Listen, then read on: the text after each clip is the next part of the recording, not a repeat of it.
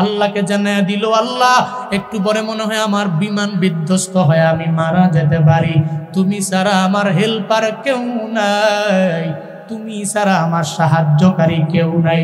এই যে যুবকগুলো, বৃদ্ধগুলো, মা বোনেরা ওই প্লেনের ভিতরে যে চিল্লা চিল্লি করলো, ও তো বাঁচতে পারবে না, এই চিন্তা নিয়েই চোখের পানি ফেলায়া যতই আমার আল্লাহ আল্লাহ বলে চিল্লাইলো।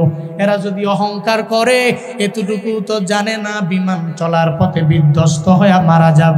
বিমান তো সব সময় উড়ল, ওই এয়ারপোর্ট থেকে আরেক এয়ারপোর্টের মধ্যে বিমান গেল।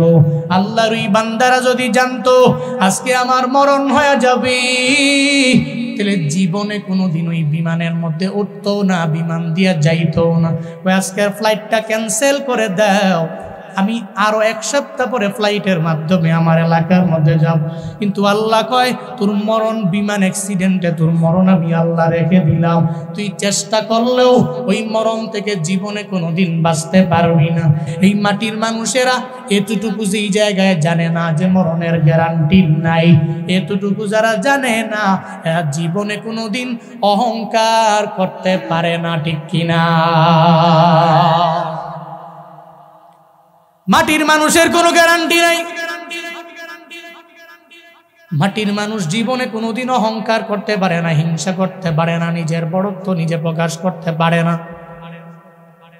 বরং যারা মাটির মানুষ, চলার পথে আমার রবের শাকির বান্দারা হয়ে যাবে, রবের কৃতজ্ঞ বান্দারা হয়ে যাবে। এই যে আমি আলহামদুলিল্লাহ পড়ার পরে একটা জুমলা পড়ালাম, আলহামদুলিল্লাহি হামদান কাসীরা ইয়া রাব্বি লাকাল হামদু কামা ইয়ানবাগি লিজালালি ওয়াজহিকা ওয়া আযীমি সুলতানিক। এই যে জুমলাটা আপনাদের পড়াইলাম, পড়ার পরে কত পরিমাণে ফায়দা হইছে জানেন নি রে বাবা? তাফসীর ইবনে কাসীর, আল্লামা ইবনে কাসীর রাহমাতুল্লাহি আলাইহি জানায়া দেয়, আল্লাহর এক বান্দা আবেদ, অনেক বড় আলেম, এমন না বরং আবেদ, ইবাদতের লাইনে অনেক অগ্রগামী। যে বান্দা আবেদ হয়ে যায়, জীবনেও দেখবেন ওই বান্দা তাহাজ্জুদের নামাজটা কাজা করে না। মনে রাখবেন, আমার রবের ঘনিষ্ঠ বান্দা হওয়ার জন্য তাহাজ্জুদের নামাজের কোনো বিকল্প নাই। ছোটবেলায় আমার বয়স যখন 6, আমার মা আমারে উমরা করার জন্য বাইতুল্লাহ নিয়ে আসলো। বাইতুল্লাহর কালো গিলাফ ধইরা মা একা একা তাওয়াফ করে, আমারে ধইরা নিয়ে মাথাফের এক সাইডে দাঁড় করে রাখে। আমার মা একা একা তাওয়াফ করে 2টা চক্কর দেওয়ার পরে আমাকে দেখার জন্য যখন যায়, দেখে সন্তানটাকে যেই জায়গায় রেখে আসলাম ওই জায়গার মধ্যে নাই। মা বড় পেরেশানিতে পড়ে গেলেন। বাইতুল্লাহ বড় দামি ঘর, এতগুলা মানুষ একসাথে তাওয়াফ করে, ওই জায়গায় কে বড় আলেম কে বড় ওলি ওইটা দেখে না কেউ। ওখানে কালো সাদা কোনো পার্থক্য নাই, কে কোন দেশের বিন্দু মাত্র পরিমাণ কোনো পার্থক্য নাই। ওই জায়গায় যদি কেউ হারায়া যায়, পাইতে তো অনেক পরিমাণে কষ্ট হয়ে যাবে। এখন মিডিয়ার যুগ, এখনই হারায় গেলে যে পরিমাণ কষ্ট হয়ে যায়, তখন তো মিডিয়া ছিল না, তখন তো ইউটিউব ফেসবুকও নাই। তখন যদি একটা ছেলে বাইতুল্লাহ হারায়া যায়, তাহলে কোথায় পাবো, কোথায় খুঁজে পাবো? মা যখন টেনশনের মধ্যে পড়ে গেলেন, আব্দুর রহমানকে যখন পাওয়া যায় না, মা ঘুরতে ঘুরতে সব জায়গায় যাওয়ার পরে আব্দুর রহমানের পায় না। একটা পর্যায়ে বাইতুল্লাহর কালো গিলাফ বরাবর যখন যায়, মা তাকায়া দেখে আব্দুর রহমান একা একা ঘুরে বাইতুল্লাহর গিলাফ ধরে তাওয়াফ করে। একটা পর্যায়ে আবার দাঁড় করাইয়া মা যখন একা একা ঘুরে ঘুরে তাওয়াফ করে, 2টা চক্কর যখন দেওয়া শেষ, এবার মা আবার আব্দুর রহমানের খোঁজার জন্য যায়। যা দেখে আবার আব্দুর রহমান ওই জায়গায় নাই। মার আর বুঝতে বাকি নাই যে আব্দুর রহমান কালো গিলাফ ধরে ধরে তাওয়াফ করে। দৌড়ে আবার যায়, যা দেখে আব্দুর রহমান কি যেন মুখ দিয়া বারবার বলে, কালো গিলাপ দইরা দইরা তাওয়াফ করে। একটা পিচ্চি ছেলে বাইতুল্লাহর বড় প্রেমিক হয়ে যায়, বাইতুল্লাহর বড় আশেক হয়ে যায়। মা যা বলে, আব্দুর রহমান তোমারে মাতাফের এক সাইডে আমি দাঁড় করে রাখলাম, কেন তুমি কালো গিলাপ ধরে ধরে তাওয়াফের জন্য ব্যাকুল হয়ে গেলা? আমার একটু জানায়া দাও, আমার একটু বলে দাও না। আব্দুর রহমান ডেকে বলে, ও মা আমার, দুনিয়াতে কত ঘর আমি তাকায়া দেখছি গো আমার মা, কিন্তু কোনো ঘর দেখে এত পরিমাণে আমার মায়া লাগে নাই, আমার মজা লাগে নাই। কত কত ঘর আমি দেখলাম, এতবার আমি এটার দিকে তাকাই নাই, মজা লাগে নাই। কিন্তু বাইতুল্লাহর মধ্যে যখন আমি চলে আসলাম, এই কালো গিলাপ দেখলেই তো বড় মজা লাগে। যদিও এটা কালো, এরপরেও কেন যেন এটার দিকে আমি বারবার চলে যাই। ও মা আমার, এই কালো গিলাফের প্রতি আমি কেন যেন বারবার দুর্বল হয়ে গেলাম, এই গিলাফের প্রতি কেন যেন আমি দুর্বল হয়ে গেলাম। ও মধ্যভাগের মুসলমান, বাইতুল্লাহ গেলে তো কেন কালো গিলাফ তোমার টানবে না? এই ময়দানে এমন কোনো বান্দা নাই যেই বান্দা মদিনায় যেতে চায় না, বাইতুল্লাহ যেতে চায় না। একটা গরিব মানুষ রিক্সা চালায় কোনো রকম খায়। আমি যদি বলি, ও রিক্সাওয়ালা, জীবনে কোনো প্ল্যান আছে কিনা, কোনো উদ্দেশ্য আছে কিনা জানায়া দাও। একটা রিক্সাওয়ালা আমারে জানায়া দিবে, হুজুর দোয়া কইরা দিবে, আমি মক্কা মদিনায় যাওয়ার জন্য বড় পাগল পারা। আল্লাহ যাতে আমারে মক্কায় লইয়া যায়, আমারে মদিনায় নিয়ে যায়। মক্কা মদিনায় যেতে চায় না এমন কোন বান্দা বাংলাদেশে খুঁজে পাওয়া যাবে না, এমন কোন মুসলমান খুঁজে পাওয়া যাবে না যে বাইতুল্লাহ যেতে চায় না। ইলিয়াস কান্দলবি বাইতুল্লাহর মধ্যে যাওয়ার পরে তাকায়া দেখে, এলাকার ওই গোয়ালটা বাইতুল্লাহর মধ্যে ডান হাতের মধ্যে একটা দামি ফ্লাক্স নেয়, বাম হাতের মধ্যে সন্তানটাকে লয়া লয়া বাইতুল্লাহ হাজিদেরকে ইয়াল্লাহ হাজি গাহওয়া গাহওয়া, ইয়াল্লাহ হাজি শাই শাই, ইয়াল্লাহ হাজি জানজাবি জানজাবিল, এটা বইলা বইলা হাজিদের মেহমানদারি করা। কান্দলবি রহমতুল্লাহ আলাই বড় অবাক হয়ে গেলেন, হ্যাঁ এই গোয়াল, তুমি তো দুগ্ধ দহন করে জিন্দেগি চালাও, কেমনে বাইতুল্লাহর মধ্যে আসলা আমারে বলবানি, কেমনে আসলা, তোমারে কি নিয়ে আসলো? ইদ্রিস কান্দলবি সাহেব, আমাদের টাকা নাই, আমাদের বাড়ি নাই, অনেক দামি কোটিপতি আমরা না, কিন্তু আমাদের অন্তরের মধ্যে বাইতুল্লাহর প্রেম আছে, নবীর রওজার প্রতি আমাদের মহব্বত আছে। আমার টাকার বলে আমি বাইতুল্লাহর মধ্যে আসতে পারি নাই, আমার বাইতুল্লাহর প্রেম আমার বাইতুল্লাহ নিয়ে আসতে পারেন। সুবহানাল্লাহ। কি কয়? টাকার বলে আমি আসতে পারি নাই, বাইতুল্লাহর প্রেম আর ইশক আমারে ধইরা বাইতুল্লাহ নিয়ে আইছে। ইদ্রিস কান্দলবি বড় অবাক হয়ে গেলেন, এবার বলো না কেমনে তুমি বাইতুল্লাহর মধ্যে আসলা আমারে জানাও। কয় বাইতুল্লাহর মধ্যে দাঁড়ায় ঘটনা বলতে পারবো না, আমার বাড়িতে চলেন। কয় তোমার এখানে বাড়িও আছে? কয় বাড়িও আছে। আমার বাড়ির মধ্যে চলেন। বাড়ির বারান্দার মধ্যে যখন গেলেন, বাড়ির বারান্দায় যাওয়ার পরে ইদ্রিস কান্দলবির সামনে ওই লোকটা যখন বসে গেল, কয় এই আমার এলাকার বড় হুজুর আসছে, বড় হুজুরের নাস্তা দাও, আপ্যায়ন করো। যখন সামনে খাবার দিয়ে দিলেন, একটা পর্যায়ে বলতে লাগলেন, ইদ্রিস কান্দলবি সাহেব, আমরা বড় গরিব মানুষ, আমাদের টাকাও ছিল না, আমরা চাইলেই যে বাইতুল্লাহর মধ্যে আসতে পারবো এমন না। আমি ছিলাম একটা রাখাল, আমি কোন রকম রাখালগিরি করে জিন্দেগি আমি চালাই। আমি যখন জমির মধ্যে থাকতাম, ওই জায়গার মধ্যে আমি গরুগুলো চড়াইয়া আমি মাঝে মাঝে চোখের পানি ফালায় কান্না করতাম।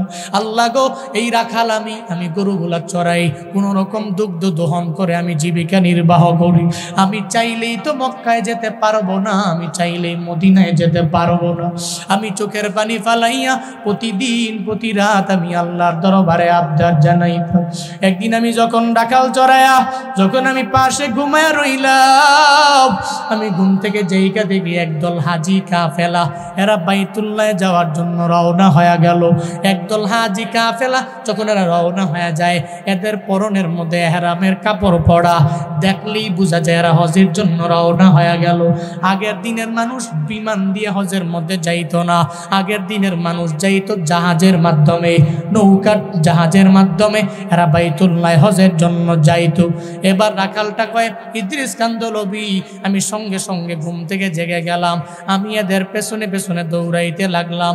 আমি মনে মনে ভাবলাম এদের লক্ষ্য উদ্দেশ্য কি, মনে হয় হজের মধ্যে যাওয়া। আমি তো যাওয়ার মতো বিন্দু মাত্র পরিমাণ আমার টাকা নাই, আমি এদের পেছনে যাইতে পারলেই তো হয়তো আল্লাহ আমারে কবুল কইরা নিতে পারে। আমি হাজিদের পেছনে দাঁড়ায় গেলাম, আমার শরীরের মধ্যে হারামের কাপড়ও নাই, আমি এদের পেছনে পেছনে ছুটতে লাগলাম। একটা পর্যায়ে সাফিনাতুল হুজ্জাত মানে হাজিদের নৌকা বরাবর যখন আমি আসলাম, তখন হাজিরা এক এক করে যখন উঠতে লাগলো, হাজিদের মাল একতলা থেকে দুই তালায়, দুই তালা থেকে তিন তালার মধ্যে উঠানোর বড় প্রয়োজন পড়ে গেল। একটা ব্যক্তি মাল উঠাইতে যাইয়া দুই তালা থেকে পইরা একতলার মধ্যে পইরা যখন তার পাটা ভেঙে গেল, এখন সে চাইলেই হাজিরার হেল্প করতে পারবে না। আমারে যখন বলা হলো, এই ব্যক্তি তুমি কি হাজিদের মালগুলো একতলা থেকে দুই তালা, দুই তালা থেকে তিন তালার মধ্যে উঠাইয়া দিতে পারবা কিনা? আমি মনে মনে ভাবলাম আমি তো জীবনে কোনোদিন হজে যাইতে পারবো না, একটু হাজিদের খেদমত করি, একটু হাজিদের হেল্প করলে যদি আমার আল্লাহ এই একটা উসিলায় যদি আমার বাইতুল্লাহ নিয়ে যায়। আমি সঙ্গে সঙ্গে উঠলাম, ওখানে ওঠার পরে আমি বললাম আমি কাজ করব, আমি এদের মালগুলো একতলা থেকে দুই তালা, দুই তালা থেকে তিন তালা পর্যন্ত আমি উঠাইয়া দিব। আমাকে নেওয়া হলো, আমি যখন মালগুলো উঠাইতে লাগলাম, একটা পর্যায়ে ওই হাজিদের মধ্যে একজনে বড্ড অসুস্থ হয়ে পড়লো। আমাকে বলা হলো, এই ছেলে তুমি হাজির খেদমত করতে পারবা কিনা? আমি বললাম আমি হাজির খেদমত করার জন্যই তো উঠলাম, তোমরা যদি আমায় বলো আমি হাজির খেদমতটা পরিপূর্ণ করতে পারবো। আমার কপালটাও পরিপূর্ণ খুলে গেল। মনে মনে কয় খেদমত করতে পারলেই তো মনে হয় বাইতুল্লাহ পর্যন্ত যাওয়া যাবে। আমার সন্তান পরিবার নিয়ে এই বাড়ির মধ্যে আমি থাকি, আমার স্ত্রীও এখানে আছে, আমার সন্তানেরাও এখানে আছে।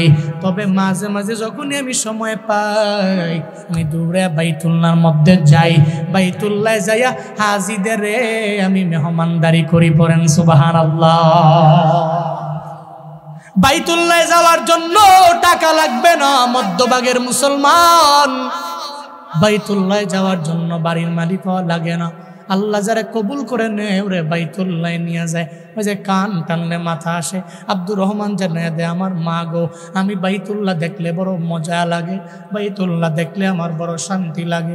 মায়ে কয় তুই ছোট মানুষ, এরপরে বাইতুল্লাহর প্রেমে তুই পইরা গেলা। শুনে নাও আব্দুর রহমান, বাইতুল্লাহর প্রেমে যেহেতু পইরা গেলা, আমি মায়ে কি তোর জন্য একটা দোয়া করে দিতে পারি না? আব্দুর রহমান সুদাইসির মা আব্দুর রহমানের মাথার উপরে একটা হাত রাখলেন, আর একটা হাত বাইতুল্লাহর কালো গিলাফের মধ্যে দিয়া দেয়। আল্লাহকে ডাক দিয়া বলে, হে মালিক, আমার আব্দুর রহমান এই বাইতুল্লাহর বড় প্রেমিক হয়ে গেল। আল্লাহ গো, আব্দুর রহমানকে কি আমি মায়ের দুয়ার বদৌলতে, আপনার কালো গিলাফে ধরার বদৌলতে, সম্মান করার বদৌলতে তারে কি কাবা শরীফের একজন বড় ইমাম বানায়া দেওয়া যায় না? মায়ে দোয়া করে দিল। আজ ওই সন্তানটা বাইতুল্লাহর বড় বড় ইমাম।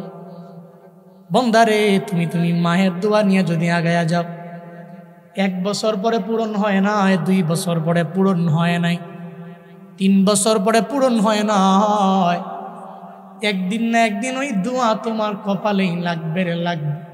যদি একবার লেগে যায়, পৃথিবীর কোনো ব্যক্তি তোমারে নিচে নামাইতে পারবে না, ঠিক কিনা? ওই মায়ের দোয়া নিয়ে বান্দা আগায় গেলে বড় ফায়দা। আল্লাহ পাক বলেন, 1 নম্বরে আমি রবের শুকর আদায় করে নাও, 2 নম্বরে তুমি তোমার মা বাবার শুকর আদায় করে নাও। যুবকেরা রে, আব্বা আম্মার দোয়া নিলে ফায়দা, আবার বদদোয়া নিলে কপাল কত পরিমাণে পুড়ে যায়। কত দেখছি আমার চোখের সামনে, টাকাওয়ালা, বাড়ির মালিক, গাড়ির মালিক, সুন্দর করে চলাফেরা করে, কিন্তু মায়ের বিন্দু মাত্র পরিমাণ দাম দেয় না। বাড়িতে যাওয়ার পরে বউ যেটা বলে, বউয়ের কথার প্রায়োরিটি দেয়, মাকে প্রায়োরিটি দেয় না। 2 থেকে 3 বছর দামি হয়ে রইল, টাকাওয়ালা হয়ে গেল, কিন্তু হঠাৎ করে কেন যেন আর ফুদাঙ্গিরি করতে পারে না। টাকাও নাই, বাড়িও নাই, গাড়িও নাই, সব বিক্রি করে ফেললো। আমি জিজ্ঞাসা করলাম কেমনে কেমনে? কয়ে মায়ের সাথে খারাপ আচরণ করে। হঠাৎ করে একদিন মায়ের জোরে একটা আহ বলছে। আহ কি বলছে? সন্তানের জন্য বলছে। ওই আহটাই তার জীবন ধ্বংসের কারণ হয়ে গেছে। এমন নজির প্রমাণ আছে না? না।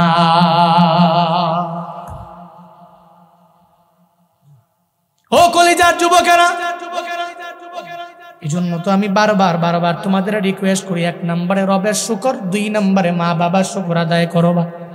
আল্লাহ পাকের পরে বলেন, তুই কেন আমি রবের শুকর আদায় করবি না? কেন আমি রবের দরবারে তুই ফিরবি না? ইলাইয়াল মাসির, তোর তো একদিন না একদিন আমি রবের দরবারে ফিরা লাগবে রে বান্দা। যতই তুই বাড়াবাড়ি করে আগায়া যাও, মনে রাখবা একটা গুড়ি, এই যে যুবকেরা দেখবেন গুড়ি যখন উড়ে বাতাসের সময় গুড়ি বানায়, আছে না নাই? আছে না নাই? কি সুন্দর করে ঘুড়ি বানায়, কত বড় ঘুড়ি, আমার চাই দেবো বানায় না? এলাকায় বাতাসের সময় হাওড়ের মধ্যে উড়ায় দেয়, সুন্দর করে ঘুরিয়ে উড়ে আসমানের মধ্যে উড়াইয়া দিল। ঘুড়ি আসমানের মধ্যে উড়ে উড়ে বেড়ায়। ঘুড়ির দিকে তাকায়া দেখে কত সুন্দর আমার ঘুড়ি আসমানের মধ্যে উড়ে বেড়ায়। ঘুড়ি দেখবা ডানে যায়, বামে যায়, সামনে যায়, পেছনে যায়। হঠাৎ করে যখন তুমি বিকাল বেলা হয়ে গেল, আর মজা লাগে না, কয় ঘুড়ি রে তুই আমার হাতের মধ্যে আসা লাগবে। এরপরে সুন্দর করে লাঠির মধ্যে দড়িটা বারবার গুছায় আনে। ঘুড়িরে কয়ে ঘুড়িরে সারাদিন দেখলাম আর বিন্দু মাত্র পরিমাণ মজা লাগে না, একটু আমার হাতে আয়, আর আমার প্রয়োজন নাই রে ঘুড়ি। আসরের নামাজের পরে যখন সুতাগুলো গুছানো আরম্ভ করে দেয় ঘুড়ির মালিক, দেখবেন একটা বড় যায় ঘুড়ি যখন একটু পরে আসে, মানে যখন বরাবর কাছাকাছি চলে আসে, এরপরেও ঘুড়িটা দেখবেন ডানে যায়, আবার বামে যায়। ঘুরিয়ে মনে মনে চিন্তা ভাবনা করে, যদি সুযোগ পাইতাম মালিকের পর্যন্ত উঠায় নিয়ে যাইতাম, ঠিক কিনা? হ্যাঁ, এরম তো মনে হয় যদি মালিক আমার চেয়ে শক্তিশালী কম হইতো, তাহলে মালিকের আমি উঠে নিয়ে যেতাম। হ্যাঁ, কিন্তু যতই চেষ্টা করবে, কিন্তু ঘুড়ি তো মালিকের উঠে নিতে পারবে? কথা কয় না? পারবে? পারবে না, কারণ মালিকের শক্তি তো বেশি। মালিক ডেকে বলবে, ঘুড়ি আয় আয়, সারাদিন লাগাইয়া আমি তোরে ছেড়ে রাখলাম, আমি তোর মজা দেখলাম, আয় আয় আমার হাতের মধ্যে চলে আয়। তখন দেখবেন সঙ্গে সঙ্গে ঘুড়িটা মালিকের হাতের মধ্যে মালিক নিয়ে আসে। ঘুড়ি আর চাইলেও সম্ভব না, ঘুড়ি আর উপরে থাকতে পারে না। বন্দারে তুমি আমি একটা ঘুড়ি আমার মাওলা দুনিয়ার মধ্যে ছাইরা দিল। আমার আল্লাহ কয়, আমার বান্দাগুলোরে আমি যখন বানাইতে গেলাম, তখন তো জিবরাইল, মিকাইল, ইসরাফিল সমস্ত ফেরেশতারা আমারে মানা করলো। আল্লাহ গো, এমন কি মানুষ বানাবেন, আতাজালু ফিহা মান ইউফসিদু ফিহা ওয়া ইয়াসফিকুদ দিমা ওয়া নাহনু নুসাব্বিহু বিহামদিকা ওয়া নুকদ্দিসু লাক। আল্লাহ গো, এমন কোন বান্দা কি আপনি দুনিয়ার মধ্যে বানাবেন যারা দুনিয়াতে যাওয়ার পরে রক্তপাত ঘটাবে, যারা অন্যায় করবে, যারা মারামারি করবে, বিশৃঙ্খলা সৃষ্টি করবে? এদের বানায়া তো আপনার লাভ নাই, বরং আমরা তো আছি আপনার তাসবিহ জপার জন্য, আমরা রেডি। আমরা তো আছি, আপনি চাইলেই তো আপনার তাসবিহ আমরা জপি, আপনি চাইলে আপনার জিকিরের মধ্যে আমরা মগ্ন হয়ে যাই। আল্লাহকে যখন বলতে লাগলো, ও দয়ার মালিক, না না, দুনিয়াতে মানুষ বানানোর প্রয়োজন নাই। কিন্তু আল্লাহ কয়, ফেরেশতারা রে, ইন্নী আলামু মা লা তা'লামুন, আমি যা জানি তোরা তা জানো না। আমার বান্দাগুলোরে আমি দুনিয়ার মধ্যে পাঠাইলাম। এই যে মানুষেরা, আমরা তোমরা সবাই সব একটা ঘুড়ির মতো, মালিক আম করে উড়াইয়া দিল। মনে রাখবা, একদিন তো রবের বিচারের কাঠগড়ায় দাঁড়াতে হবে, একদিন তো আমার রবের দরবারে আমার তোমার যাওয়া লাগবে, একদিন তো কবরের জিন্দেগি বান্দা চলে আসবে। তবে কোন সময় হবে এই ব্যাপারে আমারও জানা নাই, তোমারও জানা নাই, এই ব্যাপারে কেউ জানে না। মনে রাখবারে বাবা, যেহেতু মরণের কোনো গ্যারান্টি নাই, তাহলে তুমি তো জীবনে কোনোদিন খ্রিস্টানদের বড় দিন উদযাপন করতে পারো না। যেই জায়গায় তোমার কোনো গ্যারান্টি নাই, তুমি খ্রিস্টানদের বড়দিন উদযাপন করতে পারো না। এই যে 31st নাইট এই 31st নাইটটা আমার মুসলমানেরা উদযাপন করে, অথচ এতটুকু বুঝে না এটা তো মুসলমানদের উদযাপিত দিন নয়, এই দিনটা মুসলমানেরা উদযাপন করবে না। মুসলমানদের উদযাপনের দিন দুইটা, 1 নম্বরে ঈদুল ফিতর, 2 নম্বরে ঈদুল আজহা। ওই সময় মুসলমানরা উদযাপন করবে। এই যে মার্চের 2 তারিখে আল্লাহ কপালে রাখলে রমজান তুমি আমি দেখতে পাবো, ওই রমজানটা তোমার আমার জন্য ভালো লাগার মাস, ওইটা তোমার আমার জন্য খুশির মাস। দিনের বেলা রোজা রাখবো, আবার মাগরিবের সময় ইফতার করে নিব, এরপরে 8 রাকাত 20 রাকাত তারাবির নামাজ পড়বো, এরপরে ফজরের নামাজের আগে তাহাজ্জুদের মুসল্লায় দাঁড়ায়া এরপরে সাহারির প্লেটের মধ্যে আমি বসে যাব। এটা তোমার আমার জন্য সুখের দিন এবং সুখের মাস। জীবনে কোনোদিন কোনো মুসলমান 31st নাইট উদযাপন করতে পারে না, কোনো যুবক জীবনে কোনোদিন পারে না। মনে রাখবা, ওদিকে গাজায় সর্বশেষ হসপিটালটা পর্যন্ত আজকে ধ্বংস করে দিল, মুসলমানেরা কান্দে। এদিকে তোমরা যদি 31st নাইট উদযাপন করো, হাসরের ময়দানে আল্লাহ যদি বলে আমার একটা বান্দাগুলো বড় বিপদের মধ্যে পড়ে রইল, এদের জন্য বিন্দু মাত্র পরিমাণ তোমার চিন্তা হইল না, একটু এদের জন্য মনটা কান্না করিয়া একটু চোখ দিয়া পানি আনতে পারলা না। হাসরের ময়দানে আল্লাহ যদি একটা ফিলিস্তিনি যুবক করে তোমার পাশে আমার পাশে দাঁড় করায়া দেয়, একটু বলো না ওদিন আমার মাওলার দরবারে হিসাব দেওয়া যাবে? দেওয়া যাবে। যুবকরা, তোমরা তো খ্রিস্টানদের বড়দিন উদযাপন করছো, মুসলমানের ঘরের সন্তান হইয়া খ্রিস্টানদের বড়দিন তো এটা আমারও দিন, যেহেতু খ্রিস্টানদের বড়দিন এটা আমার দিন। লাকুম দীনুকুম ওয়ালিয়া দীনের ব্যাখ্যা দিতে যাইয়া ওই যে কইছেন না একজন, ধর্ম যার যার উৎসব সবার। নাউজুবিল্লাহ, বাড়ি যা কইেন জোরে কর নাউজুবিল্লাহ। ধর্ম যার যার উৎসব সবার, এটা কি কথাটা ঠিক না ব্যাঠিক? কথা কয় না কেন? মুসলমানদের ঈদ তো খুশির দিন, তো ঈদুল ফিতর, ঈদুল আজহা। আমাদের ঈদের নামাজ পড়তে কোনো হিন্দু আসে, কোনো খ্রিস্টান আসে, কোনো বৌদ্ধ আসে? তুমি হিন্দুদের দুর্গা পূজায় কেন যাও? কেন যাও? তোমার কি কইতাম তুমি করে? মুসলমানের ঘরের মধ্যে তো হালাল খাবার অভাব নাই, তুমি এই খাবার বাদ দিয়া হিন্দুদের পূজায় গিয়া খাওয়ার লেগে পাগল হয়ে যাবে। জীবনে কোনোদিন আপেল খাও নাই, মালটা খাও নাই, হেরা এক মূর্তির সামনে দিয়া রাহে, মুসলমানের ফুলাফেন্ডা গিয়া চুরি করে খাই। এমন জীবনে কোনোদিন আপেল খায়নি, মালটা খায়। আরে তোমার তো একটা RSBSS, তোমার তো খতিয়ান আছে, তুমি তো যেন তেন ধর্মের লোক নও। তোমার তো ব্যাকগ্রাউন্ডে আল্লাহ, তোমার তো ব্যাকগ্রাউন্ডে রাসূল, তোমার তো ব্যাকগ্রাউন্ডে ইসলাম, তোমার তো ব্যাকগ্রাউন্ডে কোরআন। তুমি তো দামি, তুমি তো সম্মানী। পৃথিবীর সমস্ত ধর্মগুলো আল্লাহর কাছে কবুল নয়, একমাত্র ইসলাম ধর্মটাই আল্লাহর দরবারে কবুল। ঠিক কিনা? আমরা সেই ধর্মের লোক। সাবধান যুবকরা, তোমার এই ধর্ম মানতে যে জীবনে কোনোদিন এর ভিতরে ইহুদি খ্রিস্টানদের কালচার ঢুকায়ও না, এদের সংস্কৃতি আইনো না। নবীজি বলছেন, মান তাশাব্বাহা বিকওমিন ফাহুয়া মিনহুম। যে ব্যক্তি অন্য কোন সম্প্রদায়ের সাথে মিলায়া কাজ করে, ওই ব্যক্তি ওই সম্প্রদায়ের মধ্যকার একজন বলেই বিবেচিত হবে। তুমি তো খ্রিস্টান নও, তুমি তো ইহুদি নও, তুমি তো হিন্দু নও।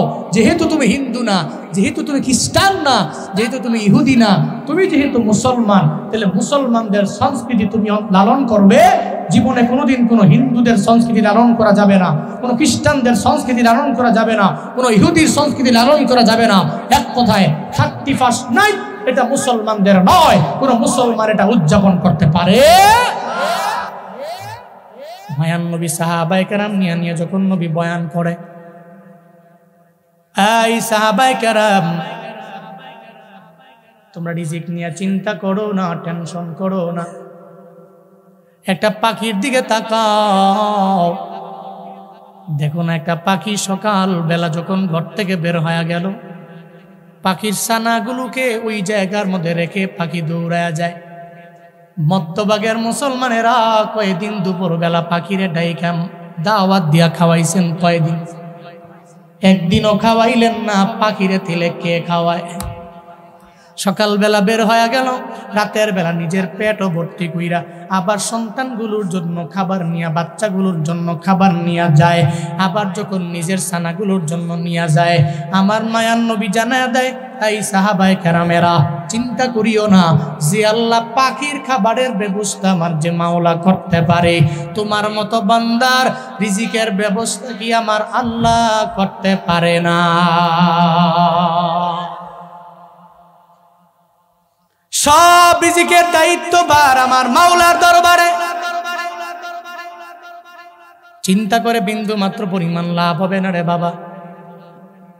যখন যেই টাইমে তোমার প্রয়োজন আমার মাওলা তোমাকে দিয়া দিবে, চিন্তা করিও না, টেনশন করিও না। এই গরিবেরা, গরিব হওয়ার পরেও না শুকরিয়া করিও না, কৃতজ্ঞ হয়ে যাও না।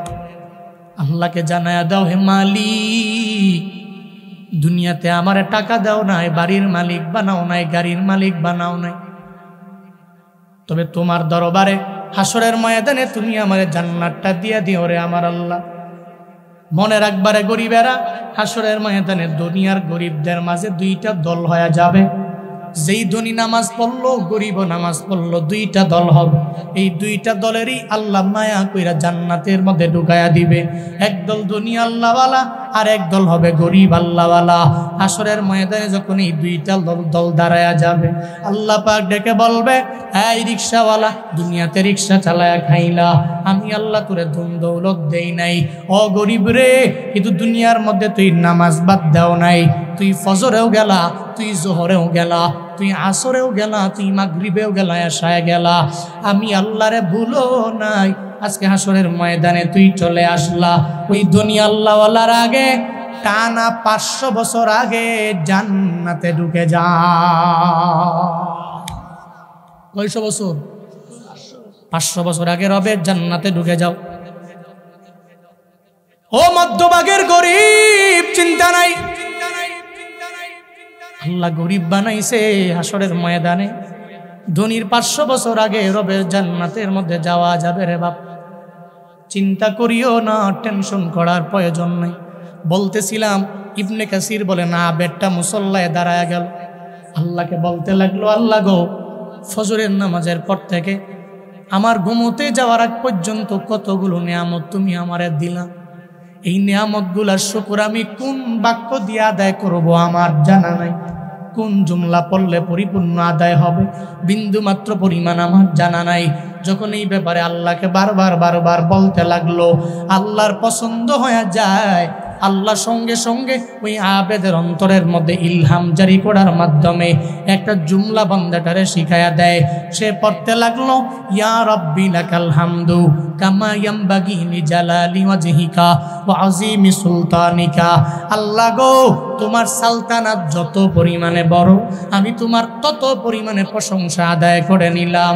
ও দয়ার মালিক রব, তোমার রাজত্ব যেই পরিমাণে বড়, আমি ওই পরিমাণে তোমার প্রশংসা আদায় করে নিলাম রে আল্লাহ। যখন এইভাবে বান্দাটা বলে উঠলো, ডান কাঁধে আর বাম কাঁধে দুইজন ফেরেশতা আছে না নাই? আসেনি নাকি? সবার কাঁধে আছে, উবাইদুল কাদের হাতের কাঁধে নাই? হ্যাঁ আসেনি? এরা তো মনে করতো আমগো কাঁধে মনে নাই, কারণ আমগুলোকে যে পুলিশ ঘুরে, সেনাবাহিনী ঘুরে, হ্যাগো গুলি দিইখা ডান কাদের ফেরেশতা বাম কাদের ফেরেশতা ভয় পেয়ে গেছে। হ্যাঁ আছে না নাই? ডান কাদের ফেরেশতা বড় অবাক হয়ে যাবে। আবেদ যে এতদিন পর্যন্ত আলহামদুলিল্লাহ পড়ল, কিন্তু ইয়া রাব্বি লাকাল হামদু কামা ইয়ামবাগি লিজালালি ওয়াজহিকা ওয়া আযীমি সুলতানিকা, এই জুমলাটা পড়ে নাই।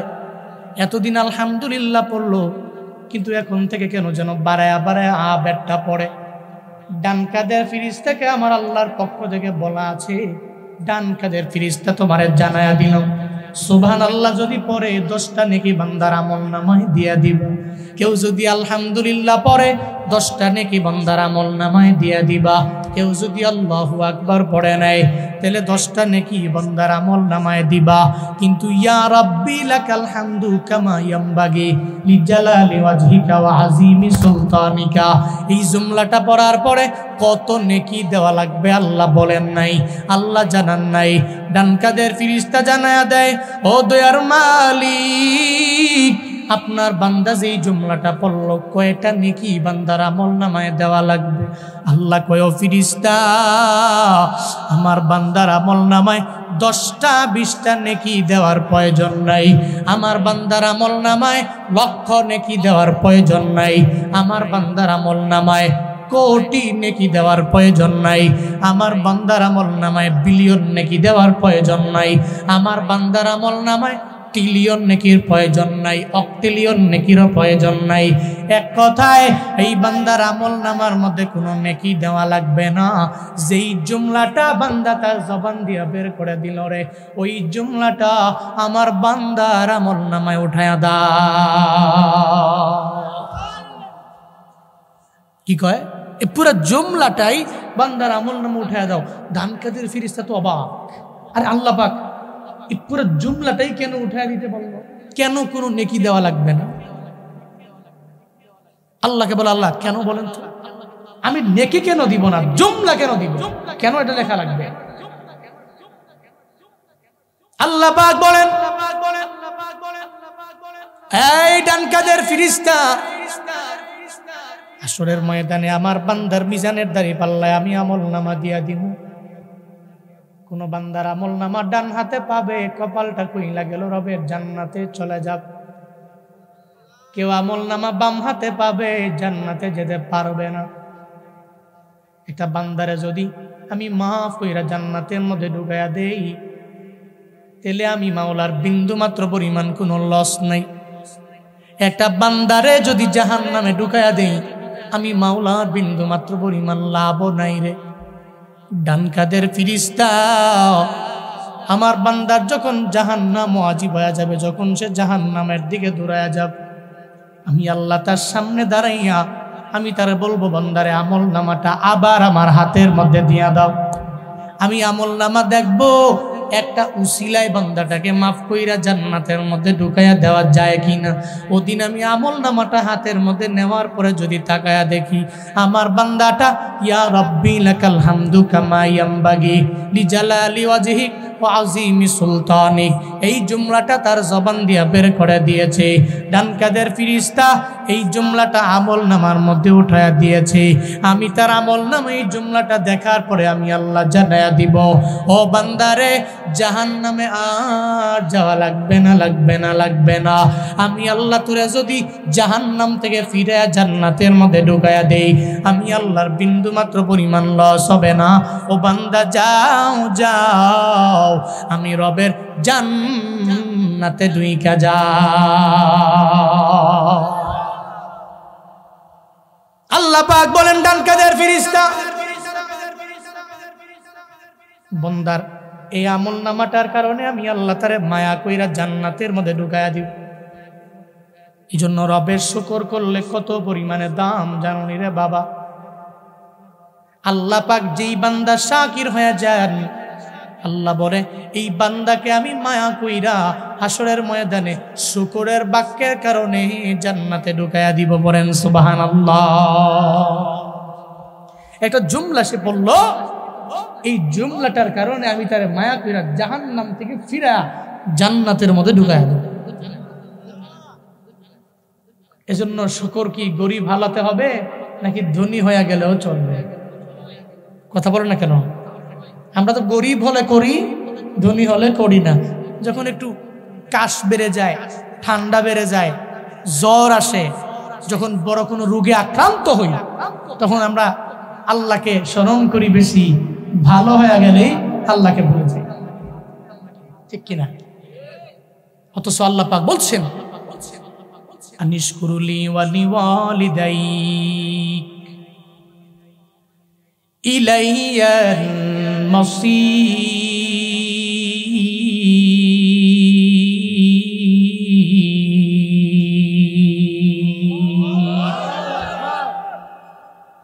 আল্লাহ বলেন, এই মানুষ, এক নম্বরে আমি রবের শুকর আদায় করে নাও, কারণ আমি আল্লাহ তোমার মালিক, আমি তোমার জান্নাতের মধ্যে ঢুকাইয়া দিব। এক নম্বরে তুমি আমার শুকর আদায় করো। আমি আল্লাহ শুকর আদায় করার পরে 2 নম্বরে তুমি মা বাবার শুকর আদায় করে নাও।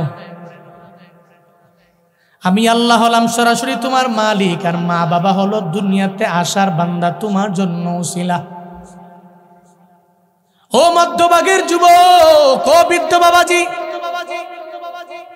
1 নম্বরে রবের শুকর আদায় করে নাও, 2 নম্বরে মা বাবার শুকর আদায় করে নাও। কে বলছেন? আমি না আল্লাহ। কে? আল্লাহ পাক বলেন, 1 নম্বরে আমি রবের শুকর আদায় করো, 2 নম্বরে মা বাবার শুকর আদায় করো। আল্লাহ শুকর আদায় করলে ফায়দা কি? বলে আল্লাহরে যদি রাজি বানানো যায়, আল্লাহকে যদি সন্তুষ্ট করা যায়, তাহলে হাসরের ময়দানে ওই রবকে সন্তুষ্ট করলে রব মায়া কইরা জান্নাতে ঢুকাইয়া দিবে। এবার আল্লাহর পরে কেন মা বাবার করা লাগবে? কেন মা বাবাকে রাজি করা লাগবে? কেন মা বাবাকে সন্তুষ্ট করা লাগবে? ফায়দা কি হবে জানো নি রে বাবা? মায়ার নবী জানায়া দেয়, রিজর রব্বি রিজল ওয়ালিদাইন ওয়া সাকাতুর রব্বি ফি সাকাতির ওয়ালিদাইন। একটা মা বাবা সন্তানের প্রতি যদি রাজি হয়ে যায়, আল্লাহ পাক বান্দার প্রতি রাজি হয়ে যায়। মা বাবা যদি অসন্তুষ্ট হয়ে যায়, আল্লাহ বান্দার প্রতি অসন্তুষ্ট হয়ে যায়। আব্বা আম্মা রাজি, তো রাজি কে? কথা কয় না কেন? আর আব্বা আম্মা রাজি না, তাহলে অসন্তুষ্ট কে? এর মানে বোঝা গেল আল্লাহ পাক বলছেন, 1 নম্বরে তুই আমার, 2 নম্বরে তোর আব্বা আম্মার শুকর করবি, 1 নম্বরে আমার, কারণ আমার শুকর আদায় করলে তো তোর দুনিয়াতেও লাভ, আবার আখিরাতেও লাভ। তবে মনে রাখবি, আমারে শুকর করতে যাইয়া তুই যদি তোর আব্বা আম্মার সাথে বেয়াদবি করো, বেয়াদবি করে যদি পৃথিবীর সর্বশ্রেষ্ঠ ইমাম হও, পৃথিবীর সর্বশ্রেষ্ঠ ওলিও যদি হও, মা বাবার অসন্তুষ্টির মধ্যেই আমি রবের অসন্তুষ্টি নিহিত আছে বলেই আল্লাহ পাক যেই জায়গায় আনলেন নিজের শুকরের কথা, নিজের ইবাদতের কথা, আল্লাহর পরেই আনলেন আব্বা আম্মার কথা।